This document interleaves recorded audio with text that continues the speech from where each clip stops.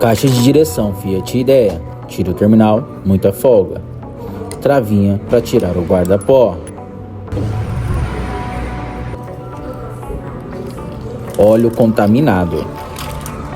Braço axial. Caninhos.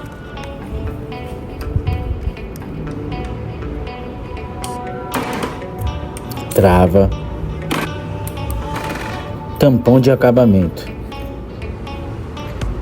Graxa contaminada. Tirar o regulador.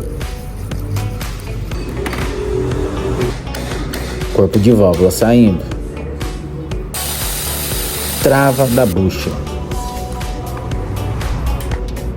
Deslocar a cremalheira.